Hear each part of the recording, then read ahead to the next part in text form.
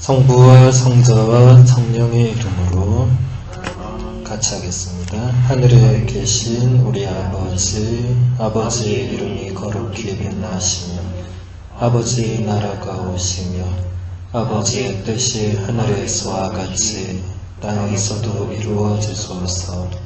오늘 저희에게 일용할 양식을 주시고 저희에게 잘못한 일을 저희가 용서하오니 저희 죄를 용서하시고 저희를 유혹에 빠지지 않게 하시고 악에서 구하소서. 아멘. 네, 기도문 이제 잘 하시네요.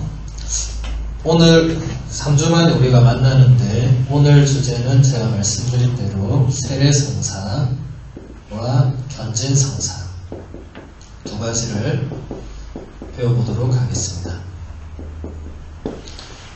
성사는 보이지 않는 하느님의 은총을 우리에게 이렇게 드러내 보여주는 표징이다, 이렇게 얘기를 했죠. 그죠? 그리고 성사에는 총 7개가 있다. 그 중에서 이제 세례성사가 가장 먼저, 그 다음 견진성사, 그 다음 성체성사 이렇게 이어지는데 이 7개를 한 번에 다 배울 수는 없고 오늘 2개, 다음 주에 성체성사, 그리고 그 다음 주에 마지막 4개 이렇게 배우도록 하겠습니다. 왜냐하면 성사가 이 7개 성사는 이제 여러분들이 평생 이제 계속 받아야 되는 거기 때문에 굉장히 중요하죠. 원래 이 3가지를 다 합쳐서 이제 그리스도교의 입문성사다, 이렇게 표현합니다. 그리스도교는 말 그대로 예수 그리스도를 믿는 우리 이 종교를 말하고, 입문은 뭐 다 알죠, 그죠? 이제 들어가는, 시작하는 그런 성사다. 3개가 다 그렇습니다. 그게 왜 그러냐면 지금은 이제 세례성사만 주로 이제 입문성사라고 많이 부르는데 원래는 세례성사, 견진성사, 성체성사 이렇게 3가지가 다 입문성사였습니다. 그게 왜 그러냐면 이제 옛날에, 그러니까 초세기에, 그러니까 지금으로부터 한 1500년 전, 그러니까 3세기, 4세기, 5세기 이때는 이 세례, 견진, 성체를 한꺼번에 이렇게 받았어요. 그러니까 오늘날은 여러분들이 이제 6개월의 세례 이렇게 지금 교리를 받고 세례 성사를 받으면서 미사에서 바로 성체 성사를 이제 영성체를 하면서 이걸 받습니다. 견진 성사는 나중에 받습니다. 그런데 예전에는 같이 이렇게 했고 견진 성사라는 게 초대 교회에는 없었습니다. 그 예전에는 예비자 교리가 기본적으로 3년을 했어요. 3년. 지금 여러분 하는 이 예비자 교리 3년.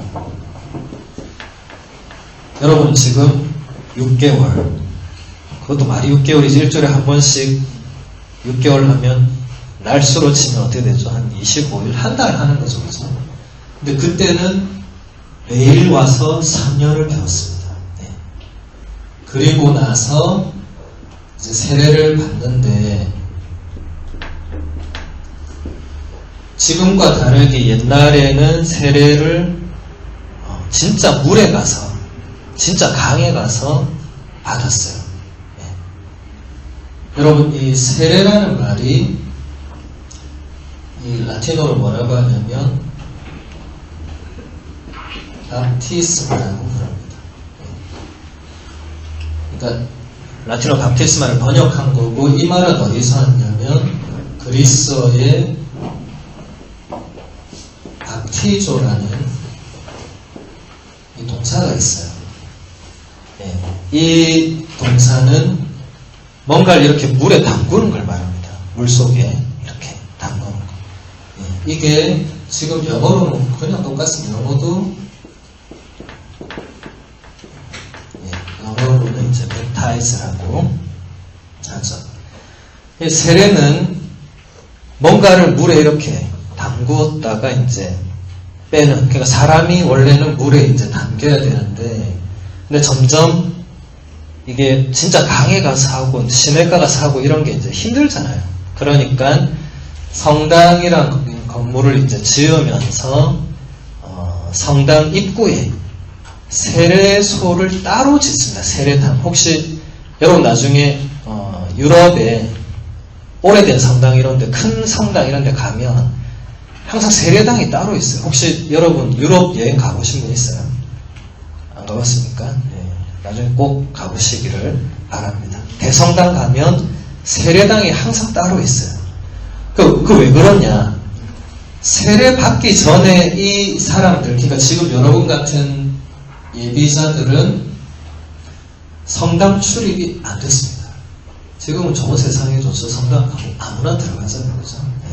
그때는 성당에 출입이 안 돼요. 네. 세례 받은 사람들만 들어갈 수 있었습니다.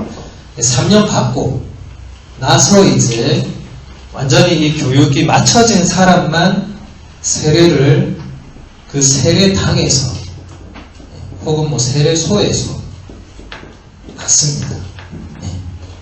네. 거기에 이렇게 물 웅덩이처럼 이렇게 해서 거기에 푹 들어가거나 아니면 거기서 물을 떠서 이제 이 몸에 붓거나 이런 식으로 세례를 받았습니다. 구체적인 건 나중에 제가 다시 알려드리고, 그리고 세례를 받고 나면 이제 주교님은 우리 신부님들보다 이 위에 있는 이 가장 높은 이제 상직자신데, 주교님이 세례받고 들어오는 사람들을 이제 성당 정문에서 이렇게 딱 기다려요.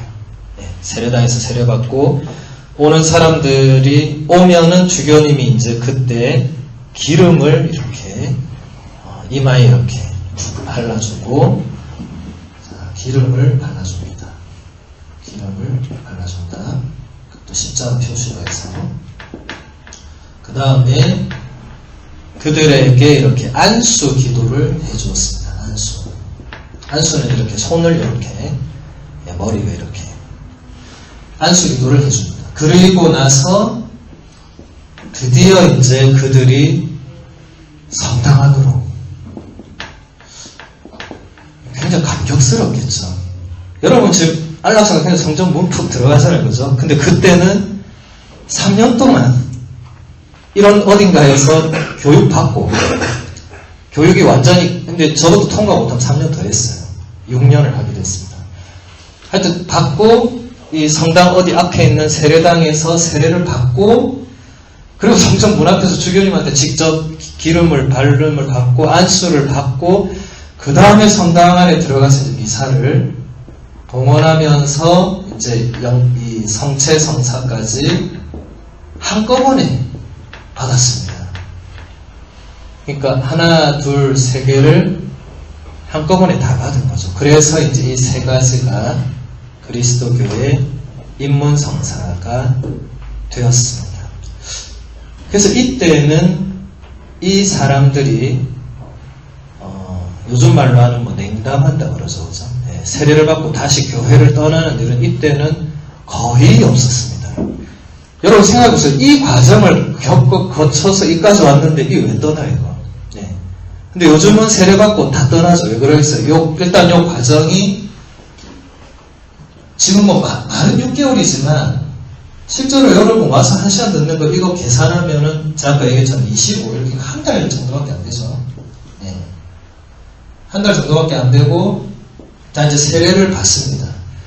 그리고 나서 또 이 과정이 지금은 이제 견진성사로 발전돼서 또 바로 안 해요, 또. 네. 이거 바로 안 합니다. 견진성사는 여러분 세례받고 한 2년, 3년 있다가 합니다. 빠지고 와서 미사하고 성체성사를 모시니까 기쁨은 뭐 크겠지만, 네. 한 달밖에 안 되는 저 기간, 뭐 6개월이라 쳐도 약발이 6개월은 가겠죠.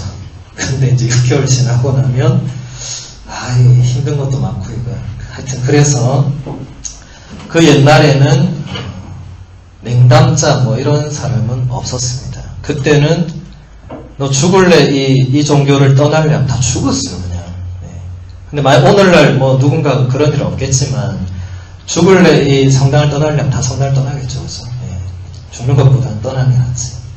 이런 차이가 아무튼 있습니다. 그래서 이제 근데 오늘날에는 이제 세례성사가 거의 입문성사격이 되고, 왜냐하면 세례성사를 받아야만 나머지 성사를 받을 수 있기 때문에 그렇습니다. 그리고 이제 견진성사가 있고 성체성사는 다음 주에 배울 건데, 자, 그럼 이제 세례성사라는 것이 이제 어디서 나오느냐? 자, 여러분 이제 성경을 이제 읽어보면 세례는 예수님도 세례를 받아요. 세례자 요한한테. 세례자 요한이라고 요르단강, 지금도 요르단강이 있어요. 저기 이스라엘 가면. 거기서 사람들에게 세례를 막 줬습니다. 요한이 사람들에게 세례를 왜 줬냐?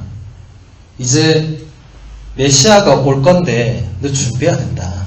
그냥 가만히 있다가 구세주가 왔으니까 이게 아니고 뭔가 준비를 해야 된다. 그 준비의 표시가 뭐냐면 세례자 요한이 제시한 것은 회개하라는 것입니다. 회개. 자, 여러분 이런 말 들어봤어요? 밖에서 안 쓰는 말이죠. 그죠? 예. 우리 교회 안에서만 쓰는 말이죠. 예. 회개는 이 그리스어로 메타노이아라고 합니다. 메타노이아. 예. 이것은 메타노에오라는 동사에서 나온 건데, 노에오라는 동사는 이제 생각하는 겁니다. 생각하는 거. 예. 근데 그리스어 전치사 메타는 방향을 바꾸는 거예요. 그럼 메타노에오가 뭐가 되죠? 생각의 방향을 바꾸는 것이 되겠죠. 예. 그러니까 회개라는 말은 저렇게 써진 건 보면 되게 어렵죠. 뭐, 회자는 이제 뭔가 돌리는, 회전할 때도 회자는 고칠 회자인데, 근데 이렇게 보면 이제 굉장히 간단합니다. 생각을 바꾸는 것. 혹은 그동안 내가 걸어왔던 삶의 길과 방향을 바꾸는 것. 그 방향이 어디냐? 아까 제가 얘기한 그리스도교. 이제 예수 그리스도, 그분과 그분의 가르침이 되겠죠. 그죠? 근데 이것을 위해서 세례를 먼저 받아야 된다. 네. 그럼 이거랑 세례랑 무슨 상관이냐? 그러니까 세례의 이제 본 의미가 다시 중요하게 됩니다. 제가 아까 얘기한 대로 이 밥티조라는 동사는 물에 이렇게 잠기게 하는, 물에 담그는 그런 의미입니다.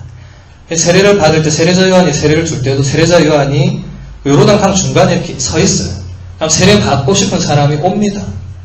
와서 죄를 고백하면 내가 참 예전에 이렇게 잘못 살았습니다. 근데 이제는 착하게 살겠습니다. 그럼 이제 세례자 요한이 물에 이 사람을 이렇게 담궜어요. 담궜다가 다시 나오면 이제 세례를 받는 거죠. 자, 여기에서 이제 이 세례의 의미가 드러납니다. 여러분 일단 물에 들어가서 이제 빨리 안 나오면 어떻게 됩니까? 죽는 거죠. 예. 그러니까 세례의 첫 번째 의미는 죽는 겁니다. 근데 멀쩡한 사람을 왜 죽이냐? 예. 여기서 죽는다는 또 의미는 뭘까요? 저 메타노에오랑 똑같은 거죠. 이제 예전에 나 혹은 예전의 삶은 이제 죽고 없어진다.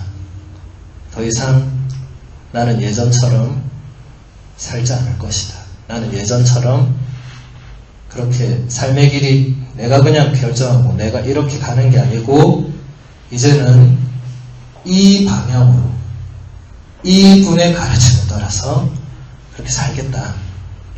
죽는 거죠.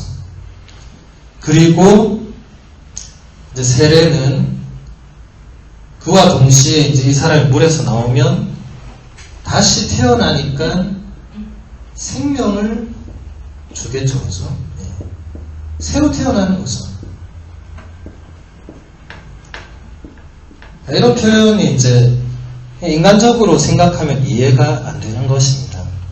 여러분 요한복음서 이제 3장을 보면 이 예수님과 아주 친했던 니코데모라는 그 당시 아주 잘 나가던 바리사이파가 있었어요. 그러니까 그 당시 종교 지도자가 있었어요. 니코데모가 예수님하고 대화를 나누면서 예수님이 세례를 얘기하니까 니코데모도 묻습니다. 아니 어떻게 다 태어나가지고 이제 다 큰 우리가 뭘 다시 태어나냐? 엄마 뱃속에 도로 들어가는 거냐? 이렇게 물어요. 예수님이 니코데모한테 넌 어떻게 종교 지도자가 세례의 기본도 모르냐? 이렇게 막 쫑크를 좀 그게 성경에 있습니다. 그러면서 예수님이 뭐라고 하냐면 누구든지 물과 성령으로 다시 태어나지 않으면 하느님 나라에는 들어갈 수가 없다. 세례는 바로 물로서 그리고 성령으로 다시 태어나는. 그러니까 이 뭔가 존재 자체가 이제 새로워지지 않으면 뭔가 하느님 나라에 들어갈 자격이 없다. 그러니까 이 세례는 어떤 새로운 탄생을 의미한다고 볼 수 있습니다. 여러분이 이렇게 지금 이렇게 성인이 되어서 이 자리에 있지만 이렇게 이런 자연적인 삶을 살기 위해서도 일단 여러분이 엄마 뱃속에 있다가 태어나야 돼. 그죠? 엄마 뱃속에서 안 나오면 이렇게 안 되잖아요. 그러니까 자연적인 삶에도 출생이 있어야 뭐 시작이 있는 거죠. 그죠? 그렇다면 초자연적인 삶에도 출생이 있어야 뭐 시작이 있겠죠. 여러분이 지금은 초자연적인 삶 이래 말하면 그게 뭐지? 이렇게 되겠지만 그것은 차차 이제 배워가는 것이고 지금 자연적인 삶은 그냥 지금 그대로 여러분이 살아온 그 모든 삶을 말합니다. 초자연적인 것은 그것을 뭔가 뛰어넘는 그런 삶을 말하죠. 또 새로 태어나는 이 인문의 성격이 있고 그 다음에 이 중요한 것이 이제 물이 우리를 씻어주잖아요. 그죠? 네. 물은 모든 것을 다 씻어줍니다. 여러분 우리 지난 4월 달에 우리 한국에 미세먼지가 굉장히 많았죠. 제가 온천천 걸으면서도 이렇게 금정산을 보면 산이 이렇게 뭐라 하죠 이거 갑자기 테레오밖에 생각이 안 나요. 산이 끼알하게 맑게 투명하게 깨끗하게 보인 적이 거의 없었습니다. 항상 뭔가 이렇게 어슴푸레하게 그래서 뭔가 사람들 다 그런 느끼죠. 오늘 공기가 좋지 않구나, 미세먼지가 많구나. 네. 근데 비가 싹 오고 나면 그 다음 온천천을 걸으면 저 산에 저 어디 나무의 색깔도 선명히 보일 때가 있어요. 오늘은 이 비가 그 미세먼지를 씻었구나. 물은 항상 뭔가를 씻어주죠. 그죠? 그것을 이제 우리 표현으로 이제 정화라고 하는데 이건 이제 라틴어 이제 purificatio라는 단어를 번역한 겁니다.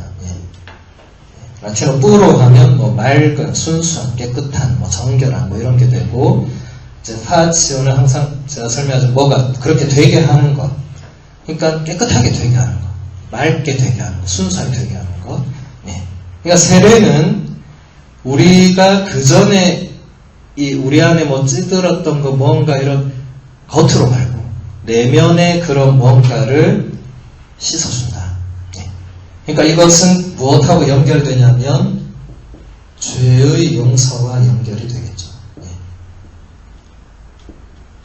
이제 여기서부터 이제 중요한 것은 이제 이런 것을 받아들이느냐 아니냐가 결국 관건이 됩니다. 제가 초반부터 계속 얘기했지만 아무도 강요하지 않습니다. 여기에 대해서. 이걸 받아들인 사람 세례를 받는 거고 나는 이런 거 필요 없다면 안 받으면 되는 거고 아무도 강요하지 않아요. 이런 이제 단어가 나오면 사람들이 난 죄가 없는데 이렇게 생각할 수 있거든요. 난 그동안 착하게 살아왔어. 내가 감옥도 안 갔고 경찰상도 안 갔고 내가 음주운전 안 했고 나는 뭐 옆 사람 때린 적도 없고 나는 죄가 없어. 근데 뭔 죄 용서를 또 받나? 이렇게 하면 이제 아무것도 안 되는 거겠죠, 그죠?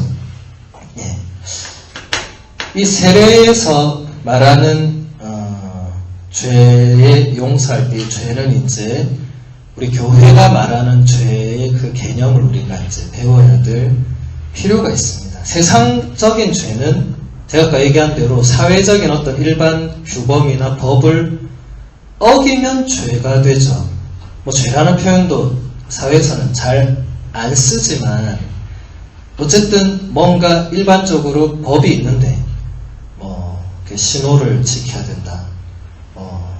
차가 60km를 넘지 않아야 된다. 그런 거를 어기면 어쨌든 뭐 죄가 되어서 벌금을 물거나 더 심하면 이제 거기에 대해서 뭐 감옥을 가야 되거나 뭐 이런 식으로 이제 되죠. 그런데 이제 우리 신앙에서 말하는 이 죄라는 것은 그 법의 어떤 내용이나 범주가 굉장히 달라지는 거죠. 네.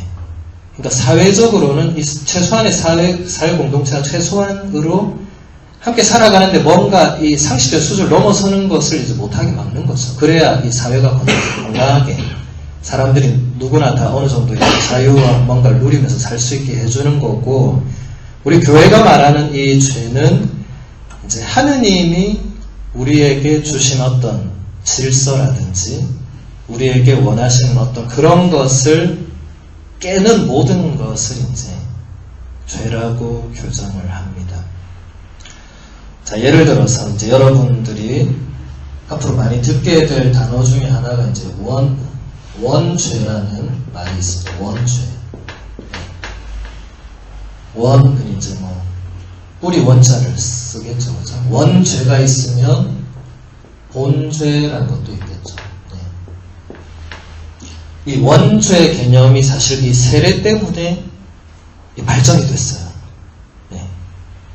본죄는 이제 원래 인간이 짓는 것이고, 근데 이제 세례를 받으면 이 원죄, 본죄도 모두 다 씻겨나가고 용서를 받습니다. 자, 그럼 원죄는 뭐고 본죄는 뭐냐? 네.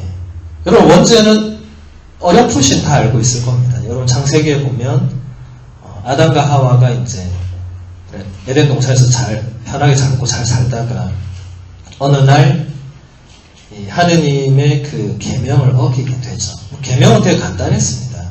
성곽을 알게 하는 나무에 열매를 따먹어서는 안 된다. 나머지는 너가 마음대로 해라. 했는데 이 아담과 하와가 그 열매를 따먹죠. 예. 따먹고 나서 이제 하느님과 뭔가 멀어지는 그런 이야기입니다. 근데 거기서 이제 이 원죄가 이 열매를 따먹은 게 원죄가 아니에요. 예. 많은 사람들이 그 열매만 안 따먹었어도 세상에 악도 없고 우리는 뭐 영원히 그런 만화 같은 이야기가 아니고, 원죄의 핵심은 그 인간 안에 뭔가 태초부터 하느님의 그 선한 의도와 지향을 거스르는 그 무언가가 있다는 겁니다. 예. 여러분, 어린 애들이 악한 행동을 하면 깜짝 놀라죠. 아니, 어떻게 애가 저럴 수 있지? 근데 애가 그럴 수 있어요. 여러분 어릴 때 생각해도 여러분 어릴 때 정말 착하고 선한 말과 행동만 안 그래요. 네. 우리 안에는 뭐 선하게 하는 것도 있겠지만 나도 모르게 악하게 하는 뭔가도 굉장히 많습니다. 네. 그런 모든 우리 인간 안에 있는 그런 성향, 경향, 이 모든 것을 이제 원죄라고 합니다. 그 창세기는 그것을 최대한 그렇게 풀어낸 거죠. 네. 그게 나한테만 있는 게 아니고 너한테만 있는 것도 아니고 모든 사람이 보니까 그런 게 있더라. 그거는 신비라서 어떻게 우리가 그걸 어떻게 풀 수는 없지만 아무튼 있더라. 그로 인해서 이제 죄를 결국 짓게 되는. 사실 이런 성향이 없으면 본 죄를 지을 사람이 별로 없겠죠. 왜냐하면 사람은 뭔가 이게 선하고 악하고 이런 걸 알고 있습니다. 뭐 배워서도 알지만 자연스럽게 아는 것이 있죠. 근데 거기서 보통 사람들이 선을 선택하면 참 좋겠지만 악을 선택한 경우도 굉장히 많죠. 이제 걸리면 문제도 안 걸리면 넘어가죠. 그렇죠? 네. 대체로 안 걸리면 악을 선택한 경우는 상당히 많습니다.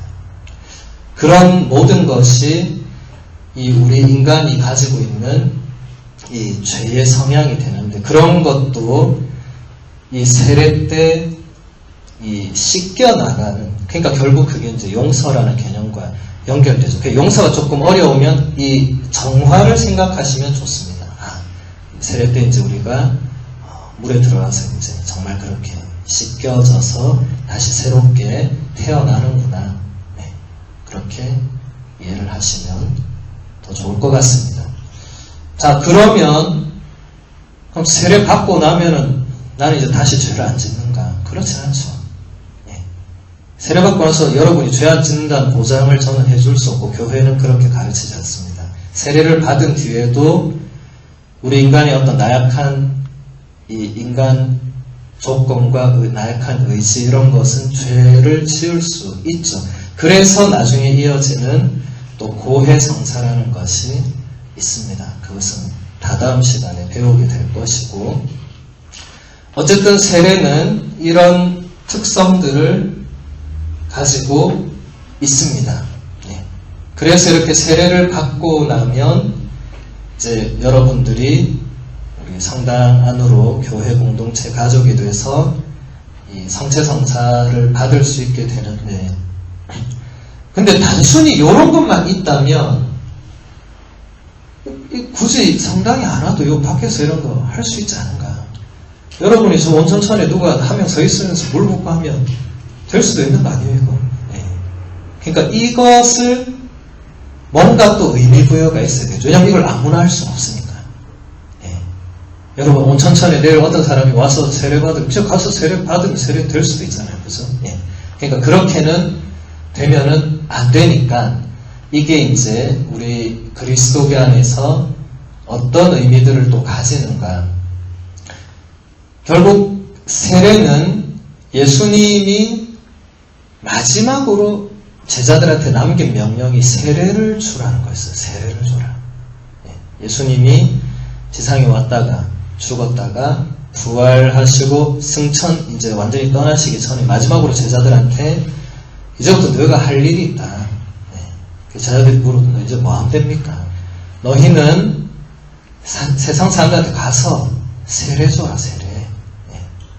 근데 세례를 주기 전에 그 뭐 해야 되냐면 내가 너희에게 명령한 모든 것을 가르쳐 가지고 그렇게 해서 성부와 성자 성령의 이름으로 세례를 주어라. 그러니까 이렇게 새로 태어나야 되는 이유가 뭐냐면 예전에는 그냥 내가 나의 길을 마이웨이를 이렇게 걸어갔는데 그전에는 그런데 이제 이 메타노에오의 과정을 거치면서 이제 삶의 방향을 예수 그리스도에게 이제 바꾸면서 이제 그 표시로 이제 세례를 받게 되는 것입니다. 그러니까 결국 세례는 예수라는 인물과 결정적인 관계를 가집니다. 이거 없는 세례는 우리 가톨릭 교회의 세례가 아닙니다. 왜냐하면 세례는 그리스도교 말고도 다른 종교에도 세례가 있었어요. 이런 비슷한 의미로 세례를 줬습니다. 뭐 예전에 그런 유대교의 어떤 엄격한 그 분파라든지 혹은 뭐 이 동양의 뭐 신비주의 이런 데서 보면 그런데 지금도 물로 씻는 예식도 있고 뭐 다 있어요. 그러니까 그런 거랑 우리하고 차이가 있어야 되잖아요, 그죠? 네. 이런 거 다 비슷합니다. 거기서도 다 이런 거 가르쳐요. 근데 결정적 차이는 뭐냐?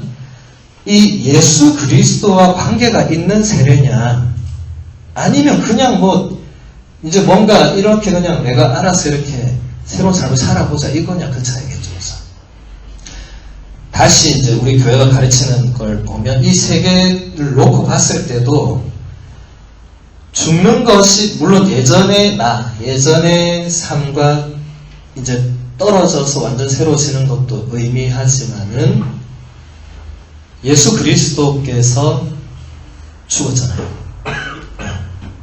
본인은 죄가 없지만 우리를 위해서 죽었습니다. 여러분이 받아들이고 안 받아들이고 여러분에 달려있지만 죽었어요. 그래서 우리도 죽는 겁니다. 그러니까 이게 단순히 죽는 게 아니라 이제 예수 그리스도의 죽음에 어떻게 보면 나도 이제 동참을 한다. 그래서 실제로 예전에 우리 교회의 지도자들은 이 세례 때 여러분이 이제 물에 3번 이렇게 원래 잠기거든요. 그걸 어떻게 설명했느냐? 예수님이 죽고 나서 3일 뒤에 부활을 하죠. 이 사흘 밤낮을 우리가 같이 동참한다. 그래서 3번 물에 들어가는 것이다. 이렇게 가르쳤습니다. 실제로 그런 의미를 지니고 있습니다. 그래서 여러분이 세례를 받을 때 지금은 완전 약식으로 여러분 이제 7월달에 세례를 받으면 완전 약식으로 어떻게 하면 여러분 이마에 오히려 물을 부어요. 여러분이 물에 들어갈 수가 없으니까. 이마에 물을 3번을 붓습니다. 근데 그게 단순히 그냥 이마에 물 붓는 게 아니라 이런 이제 의미들을 가지고 원래는 물 속에 들어가서 이제 잠겨야 되는데 그게 안 되니까 여러분 그날 고운 옷 차려입고 이 깨끗한 옷 입고 올 건데 물에 빠지면 그 옷 다 젖고 안 되잖아요. 뭐 우리가 드라이 해줄 수 있는 것도 아니고 그래서 약식으로 어쨌든 하지만 그런 의미들을 가지고 있습니다. 3번. 물론 그 3번은 성부, 성자, 성령 삼위일체의 이름으로 베풀어지기 때문에 그렇게 하는 것도 있습니다. 그래서 실제 세례 예식 때는 여러분이 듣게 될 건데 이제 저와 그건 아마 주임신부님이 하실 거예요. 주임신부님이 여러분이 이제 이마에 물을 3번 부으면서 나는 성부와 성자와 성령의 이름으로 서성대 세례의 말 바오로로 지난다는 서성대 바오로에게 세례를 줍니다. 이렇게 그러면 세례를 받게 됩니다. 근데 그 3번이 바로 이 예수 그리스도의 죽음에 나도 이제 함께 동참을 한다는 것. 그리고 새로 태어나는 것도 마찬가지로 이제는 제가 아까 얘기한 대로 이제는 내가 내 마음대로 살지 않고 이제는 예수 그리스도가 말한 것 그리고 나한테 원하는 것 그거대로 살겠다. 그걸 전제로 깔고 있는 것입니다. 씻겨지는 것도 마찬가지, 죄의 용서도 마찬가지. 그전에는 나는 죄를 누구한테 용서받아? 오로지 판사가 이제 만약 재판을 하면, 아니면 경찰이, 여러분이 음주를 했는데 경찰이 봐주면 용서받는 거잖아요. 근데 이제는 그 대상이 오로지 예수 그리스도가 되는 겁니다. 저분한테 용서받는 거예요. 그런 의미들을 가지게 됩니다. 그래서 여러분들이 그 세례 이제 예식 때 나중에 제가 이제 설명할 시간이 없을 것 같은데 세례 예식이 매우 복잡해요. 그래서 아마 그날 여러분이 제정신이 아닐 겁니다. 너무 정신없이 자꾸 나와서 하고 들어갔다 또 다시 나와서 하고 들어갔다 또 다시 나와서 정신은 하나도 없겠지만 그 순간에 이런 것들을 기억하면 좋고 기억해야만 됩니다. 이마에 물을 부으면 이제 예전에 나는 주는구나. 이런 걸 생각 안 하고 그냥 가만 나와가지고 시킨 대로 하고 또 들어갔다가 또 이렇게 되면 그 세례가 별로 여러분에게 주는 어떤 의미가 없겠죠. 굉장히 중요한 예식인데 세례 예식 때 여러분들이 이제 맨 처음에 와서 하게 되는 것은 성경 말씀을 듣습니다. 하느님 말씀을 듣고 세례와 관련된 그리고 세례가 무엇인지에 대한 간단한 설명도 듣고 그 다음에 하는 것은 여러분들의 신앙 고백을 듣습니다. 근데 이때 신앙 고백 전에 뭐부터 하냐면 뭔가 죄와 악과 마귀를 끊어버린다는 이 다짐을 먼저 받습니다. 그러니까 신부님이 여러분한테 묻습니다. 여러분은 그동안 여러분이 잘못 살아왔던 그런 악습을 끊겠느냐? 그래서 여러분이 끊어버립니다. 대답을 하면 되지만 난 그래도 그 중에 좋은 게 있는데 못 끊겠다 그럼 세례도 못 받는 겁니다. 왜냐하면 이게 안 되는 거잖아요. 이것도 안 되는 거잖아요. 예전에 살았던 어떤 그런 뭔가 좋지 않은 것들을 내가 끊어내지 않으면 이 둘 다 안 되는 거잖아요. 그죠? 이거 셋 다 안 되는 거죠. 크게 보면. 그럼 세례를 하면 뭐 하겠어요? 나는 예전처럼 계속 살 건데. 그러니까 세례를 받고 다시 돌아가는 사람들이 대부분 이렇게 되는 겁니다. 뭔가 그래 정말 새롭게 살아보자. 세례 받고 근데 성당 다니다 보니까 아마 예전이 편했는데 다시 예전으로 돌아가자 해서 재빨리 돌아가는 거예요. 이거를 다시 하는 겁니다. 이거를 다시. 예. 그래서 여러분들이 세례 때 저 끊어버리는 것도 그냥 적혀 있으니까 끊어버립니다. 이게 아니고 그걸 유심히 봐야 돼. 그 내용을 뭘 끊는가 몇 번 물어봅니다. 신부님이. 예. 저 세 개를 다 물어봅니다. 죄를 끊어버리느냐, 악을 끊어버리느냐, 마귀를 끊어버리느냐 다 물어본 뒤에 다 끊어버립니다라고 대답하고 나면 그 다음에 신앙을 묻습니다. 그 제가 아까 얘기한 대로 신앙이 없이는 이게 사실은 의미가 없는 거예요. 그 여러분들이 이제 외워야 되는 사도신경을 물어봅니다. 사도신경이 전능하신 천주 성부 천재 창조주 이렇게 시작하잖아요. 근데 그걸 거꾸로 물어봐요. 여러분은 전능하신 천주 성부 천재 창조주를 믿습니까? 이렇게 물어요. 그래서 믿습니다 하면 믿는 거고, 근데 그냥 안 믿으면서 믿습니다 이건 안 되겠죠. 그때 정말 내 마음과 의지로 정말 저는 전능하신 천주 성부 천재 창조주를 그 하느님을 저는 믿습니다. 그 다음에 그 외아들 우리 주 예수 그리스도 막 이렇게 또 나가요. 믿느냐. 그 다음에 또 성령을 믿느냐. 그 내용 그대로입니다. 그 다음에 죄의 용서와 육신의 부활을 믿느냐. 영원한 삶을 믿느냐 해서 다 믿습니다 하고 나면 이것이 바로 우리 교회의 믿음입니다. 이렇게. 그리고 나서 이제 그 세례를 줍니다. 이제 물을 3번 붓는 세례를 받고 나서 뭐 하느냐면 요 기름 부음과 안수 이것이 들어갑니다. 세례에서. 네. 받고 나면 기름을 제일 먼저 이제 여러분에게 발라줍니다. 이렇게 십자표. 제가 지난주 아니죠. 모르겠다. 3주 전이니까 그때 인호를 설명했죠. 그죠? 예. 여러분에게 지워지지 않는 영혼에 새겨지는 어떤 인장을 받게 되는 게 바로 이 기름을 통해서입니다. 이것은 3가지 성사만 받는다고 했죠. 세례성사, 견진성사, 성품성사. 그래서 한 번밖에 받지 못한다. 나머지 4개 성사는 계속 받을 수 있고. 그래서 이때 인호를 받고 그 다음에 안수를 받기 전에 여러분들이 원래 옛날에 이렇게 이 세례강이나 뭐 세례소에 세례대에 들어갔다가 나오면 이제 새로 태어났으니까 흰 옷을 입혔어요. 흰 옷. 제가 그래서 오늘 흰색을 입고 온 건 아닌데 어쨌든 이 흰색은 이 뭔가 부활과 이 굉장히 의미가 있어요. 새로 태어나는 거. 검은색은 죽음과 어떤 그런 의미가. 제가 지금 잠바와 이 옷은 흰색이지만 이 옷은 또 안에 있는 검은고 이 목은 또 하얗죠. 이게 사실은 이제 이 세상에 대해서는 죽는다는 의미가 있고, 근데 여기 이제 이 흰색을 하는 것은 세상에 대해서 죽고 이 의미를 그대로 가지고 있는 겁니다. 예, 영적으로는 다른 삶을, 부활의 삶을, 새로운 삶을 산다는 거죠. 예. 근데 그렇다고 해서 여러분도 이 옷을 막 입을 수는 없습니다. 이것은 이제 우리 사제 신부님들의 고유 복장이기 때문에. 근데 아무튼 그래서 이제 흰 옷을 입혀줬어요. 예. 흰 옷은 이것과도 관련이 있죠. 흰색은 일단 깨끗하잖아요. 뭐 때묻지 않은 정화되었다는 표시죠, 그죠? 예.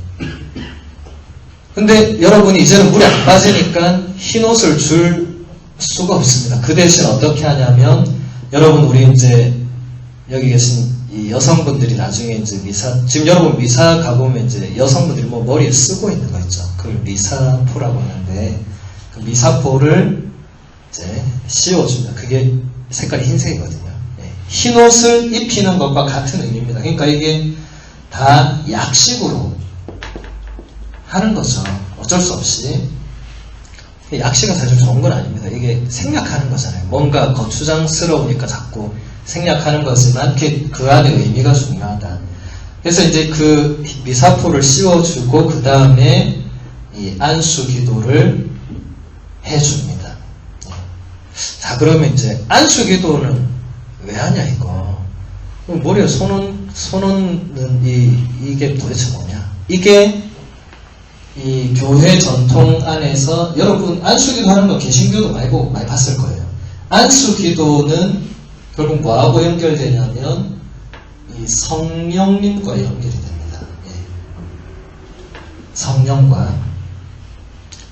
여러분 그 성경에 이제 내복음서 다음에 사도행전이라고 있어요. 그거는 이제 12사도가 어떻게 막 두루 다니고 했는지 그걸 기록해 놓은 책입니다. 거기에 보면 이제 예수님이 없으니까 사도들이 이제 예수님의 어떤 말씀과 기적과 이 죽음과 부활을 막 전하는데 거기서 이제 성령을 받는 거기에 결정적으로 등장하는 게 이 안수기도입니다. 안수기도.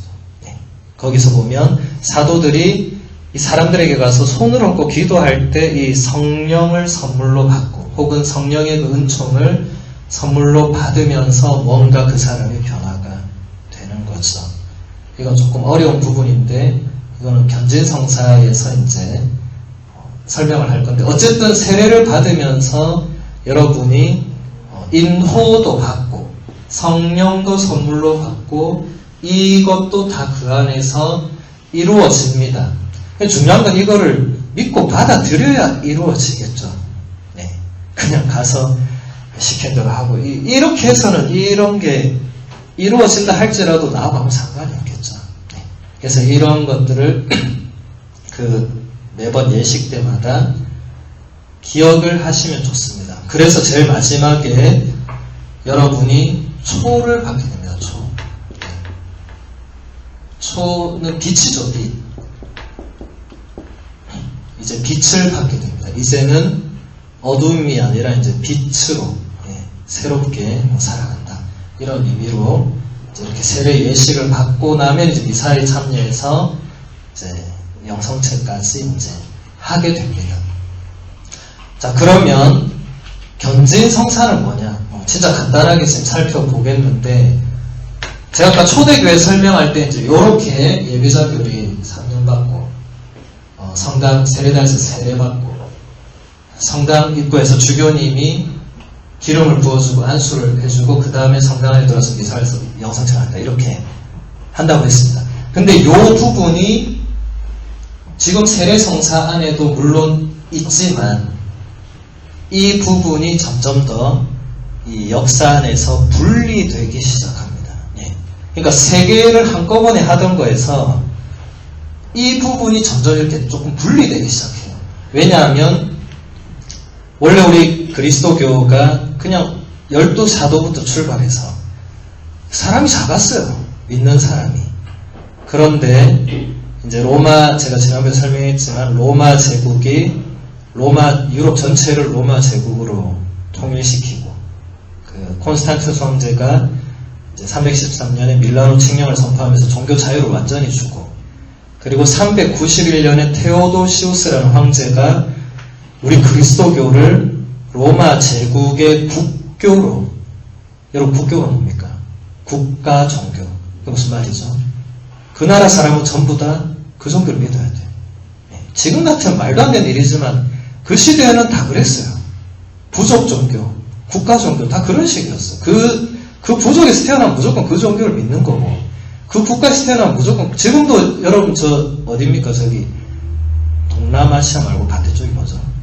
저쪽에 뭐라고 하나? 극동이랍니까?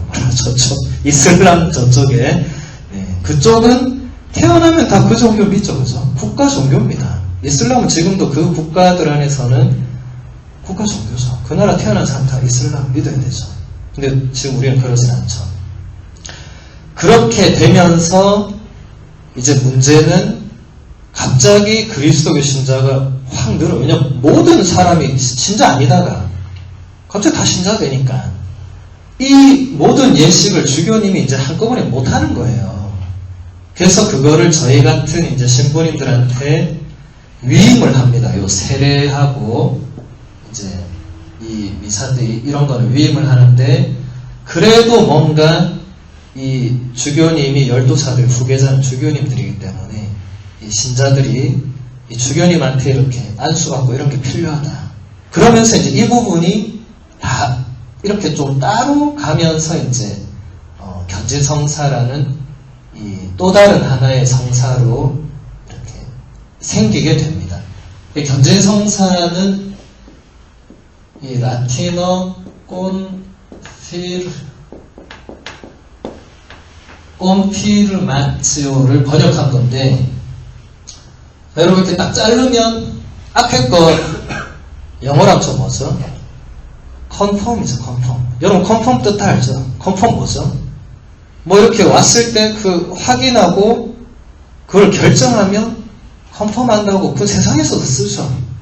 뭐 기업이나 어디 직장에서 이거 많이 쓰죠. 컨펌 했냐 물어보면 그 뭔지 알잖아요. 아 그거 결정했냐, 그거 확인했냐 이런 거죠. 같은 말입니다. 예. 견진할 때 견자에게 뭐죠? 경고하게 하는 그런 의미죠. 그러니까 이 꼼피르마치오는 결국은 우리가 받은 세례와 나의 신앙을 더 굳건하게 하는 거죠.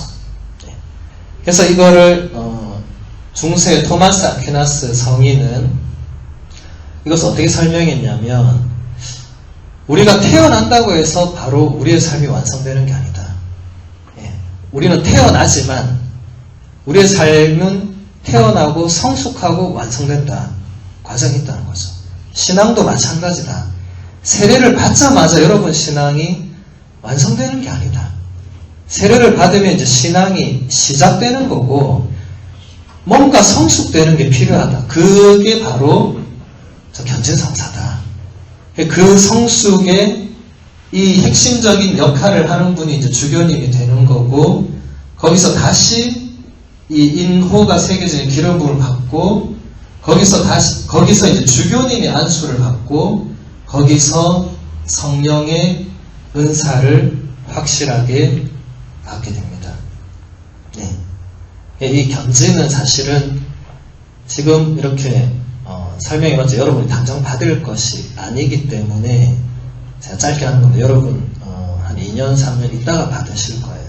그때까지 계속 안락성당 나오고 계시면 받는 거고. 그래서 어쨌든 견진이 이렇게 된 이유는 이 주교님이라는 이 인물의 어떤 중요성과 연결이 됩니다. 제가 아까 얘기했지만 예수님의 12제자가 있었어요. 그 12제자를 다시 다른 말로 12사도라고 합니다. 12사도의 그 후계자는 다 주교님들입니다. 그러니까 저 같은 이제 신부들은 주교님에게 다시 이제 그 권한을 위임받은 사람들이고, 실제로는 주교님이 다 해야 됩니다. 여러분 예비적 교류도 주교님이 해야 되고, 미사도 주교님이 해야 되고, 주교님 다 해야 돼요. 근데 여러분 우리 안락 성당 보면 성당이 너무 많잖아요.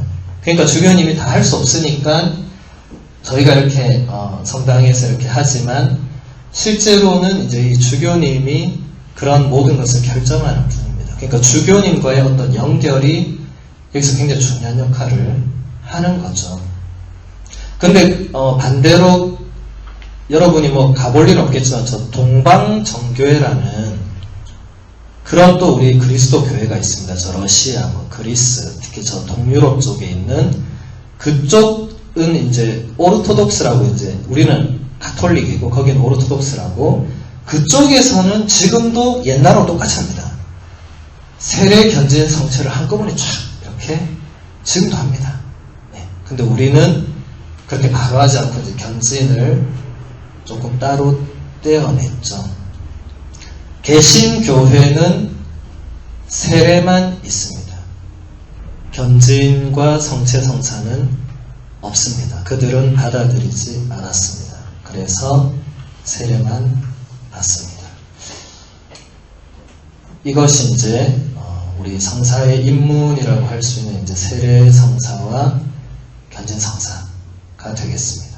그래서 다음 시간에 이제 성체 성사, 이 미사 전례를 포함해서 이제 성체 성사에 대해서 이제 다음 시간에 배워보도록 하겠습니다. 다음 시간에는 제가 아니라 우리 성당에 보좌 신부님이 있어요. 보신 적 있습니까? 잘생겼죠? 대답이 없네요. 제가 볼 땐 잘생겼던데.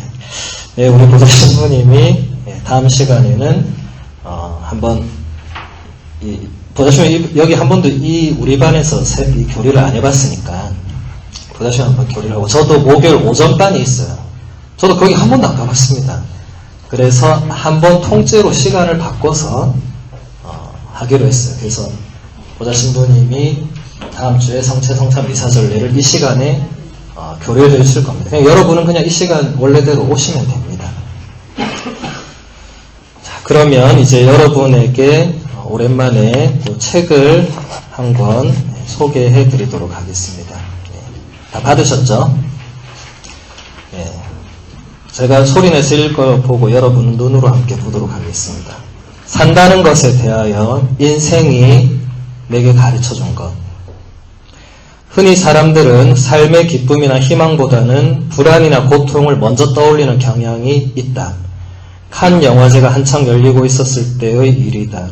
나는 영화배우 제라르 드파르디웨와 상드린 보네르 그리고 영화감독 모리스 피알라와 함께 한 방송사의 한시 뉴스에 초대를 받아 영화에 대해서 이야기를 나누고 있었다. 그때 문득 뉴스 진행자가 내게 삶의 이유에 대해서 물었다. 나는 다음과 같이 대답했다. 산다는 것은 사랑하는 법을 배우고 영원한 사랑과의 영원한 만남을 준비하기 위해 주어진 약간의 시간일 뿐입니다. 인생이 내게 그 사실을 가르쳐 주었지요.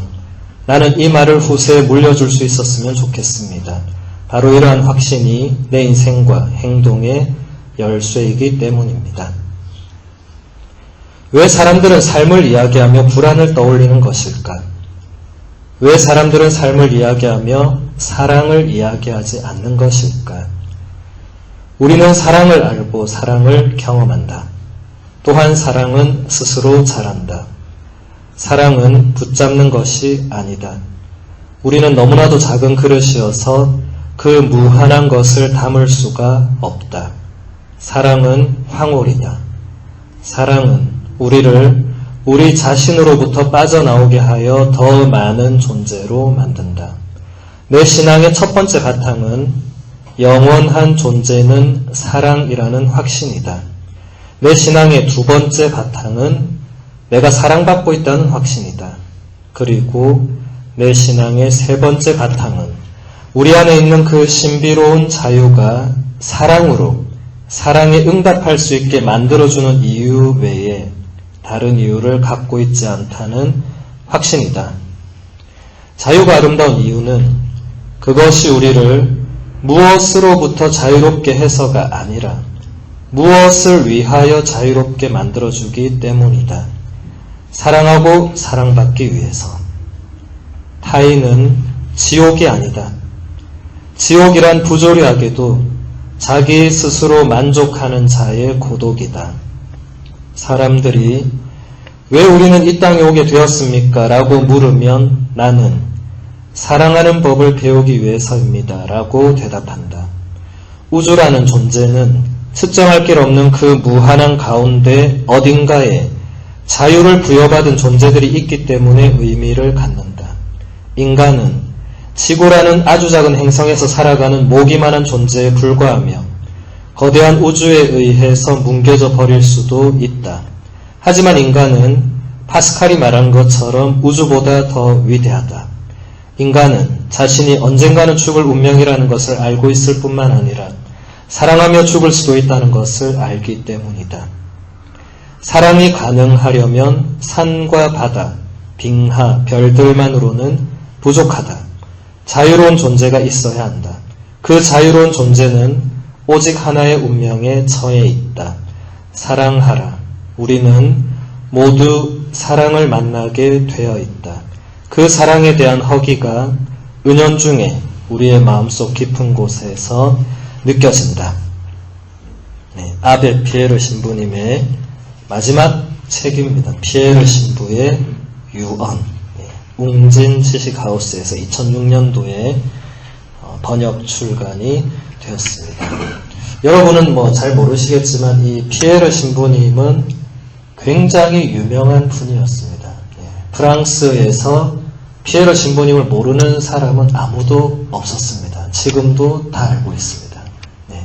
돌아가신 지 그리 오래되지도 않았고, 이분이 지난 세기죠, 그죠? 네. 지난 세기에 그 프랑스에서 정말 많은 일들을 하셨기 때문에, 그러면서 또 많은 책들도 이제 내시고, 근데 어쨌든 중요한 것은 이 마지막 유언에서 뭔가 여러분 유언이란 거는 그냥 말하는 거랑 좀 다르죠. 죽기 전에 마지막으로 남기는 거잖아요. 이 신부님은 이 노사제는 그냥 우리가 세상을 살아가는데 가장 중요한 건 이제 사랑하는 것이다. 근데 여러분 대부분 보면은 여러분 톨스토이도 책에 그죠 사람 무엇으로 사는 거 그 답이 뭐죠? 사랑 때문에 산다.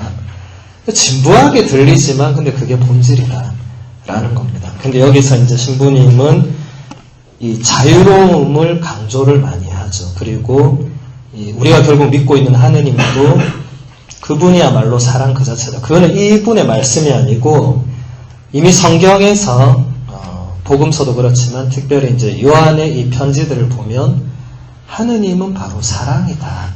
이런 표현을 쓰거든요. 그러니까 여러분들이 세례를 받는다는 것은 결국 내가 예전에는 하느님 신적인 존재 이런 거를 믿든 말든 아무 상관없었지만 이제부터는 내가 그 하느님이 그냥 존재하고 이런 걸 넘어서서 그 하느님은 사랑이고 그 하느님은 나를 사랑하고 이제 이런 차원으로 넘어가는 것을 의미합니다. 그래서 세례를 받느냐 안 받느냐가 결정적일 수밖에 없습니다. 세례를 받지 않은 사람도 신의 존재를 믿을 수 있고 받아들일 수 있고 영원한 삶을 꿈꿀 수 있고 다 됩니다만은 세례를 받지 않고서는 하느님이 나를 사랑하신다. 혹은 하느님은 나의 아버지다. 이런 고백들을 할 수가 없겠죠. 할 이유도 없고 안 해도 사는데 아무 지장이 없습니다. 네. 그런데 신앙은 단순한 개인 신념이 아닙니다. 여러분이 그 차이를 분명히 아셔야 됩니다. 그냥 나의 개인 신념을 하나 바꾸겠다 이런 게 아니에요. 신앙은 그냥 단순한 신념이 아닙니다. 제가 성사를 설명할 때 이건 하나의 맹세, 계약, 서약 이런 의미가 있다고 했습니다. 여러분 계약을 왜 맺는 거죠? 그 전에 그런 관계가 아니었던 사람들을 뭔가 그런 관계로 만들어주는 게 계약이죠. 결혼도 그렇고 모든 게 마찬가지예요. 결혼 여러분 이제 젊은 남녀 결혼하면 뭐가 되죠? 둘이가 예전에 아무것도 아니었어. 남남이었어요. 그죠? 근데 결혼을 하면서 그 혼인 계약을 맺으면서 뭐가 되죠? 부부가 되고 가정이 되고 부부는 촌수가 있습니까? 없습니까? 촌수도 없는 이 엄청난 관계로 바뀝니다. 그 전까지 30년 동안 서로 모르고 살았는데 그게 계약인 겁니다. 계약. 그러니까 세례도 마찬가지로 여러분이 그전에는 하느님, 교회, 예수 그리스도, 신앙 아무것도 모르고 그냥 살았고 아무 문제 없었고 앞으로도 그렇게 살아도 되지만 나는 이제 그냥 내가 살던 대로 살지 않고 이제 그 하느님을 나의 하느님으로 예수님을 나의 주님으로 나는 이제 그렇게 믿고 따르겠다고 그 계약을 하는 겁니다. 내가 맹세하는 거고 그게 세례 때 서약을 하는 겁니다. 그래서 그게 그냥 단순히 예식이고 일회적인 이런 것이 되어서는 안 되고 여러분들이 정말 여러분의 온 인격과 존재와 삶을 걸고 이제 앞으로 나는 저 메타노에오를 진짜 하겠다. 더 이상 이제 예전의 나로는 나는 살지 않겠다. 네. 그리고 하느님은 정말 나를 사랑하시는 그런 아버지 하느님이라고 믿겠다. 그리고 앞으로 믿기 위해 노력하겠다. 네.